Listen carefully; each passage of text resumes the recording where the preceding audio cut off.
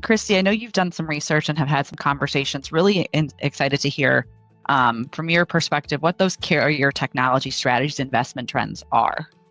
Sure, yeah. So the four main areas that we're hearing about are prioritizing investments, the investment gains, starting at the core, and then addressing challenges.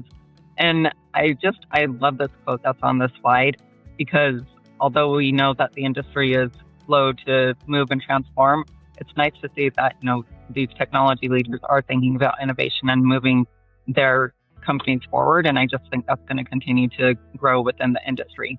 But if we talk about, each of these in their own areas, prioritizing investments, as Kelly said earlier, there are still some carriers that are still investing in their legacy systems, but many of them are starting to pull back on some of that investment in their legacy systems so that they can turn towards more modern systems and bringing everything into one system and get rid of, multiple systems.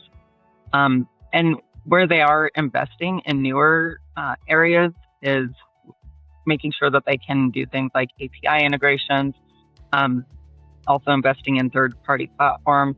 And as Kelly mentioned there a minute ago, really being able to, have access to digital partnerships as well, over doing legacy upgrades.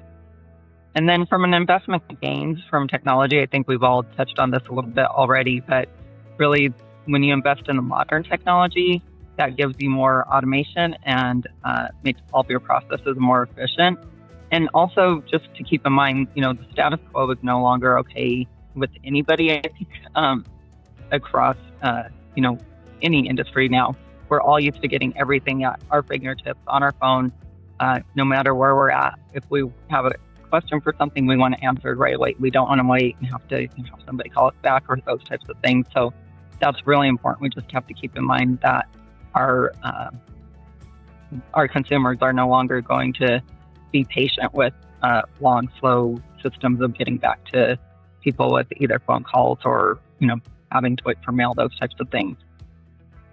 Also starting at the core. So as carriers are looking at how they're going to transform digitally, they're looking at, does it make sense for them to build internally another system, or does it make sense to go and turn to a SaaS solution? Those that choose to still build in-house want to control that member experience and the system maintenance. But the thing with that is that does take time. It could take longer, and it could end up being more costly than going with a SaaS solution where that system is already built, already does most of what you need, and you just maybe need to do some configurations. And then challenges in implementation. Whenever I'm talking to folks, either in a pre-sales process, so clients that may be considering moving to a SaaS solution, or clients that are in the middle of implementation, I cannot stress enough that you cannot underestimate the impact of making sure you have a strong change management plan, and make sure that you have all key stakeholders on side before you start this. Honestly, even before you make the full decision to make a digital transformation, because even if you think that there's, an area or a department that wouldn't be impacted, there probably is some way that they are impacted. And if you start down the path of a digital transformation and you don't have all of your key stakeholders in line and ready to go, they could slow down your implementation and transformation. Whether they may not have budget set aside to do their piece, they may not have the resources. I think that's just really, really important. And also scalability and delays.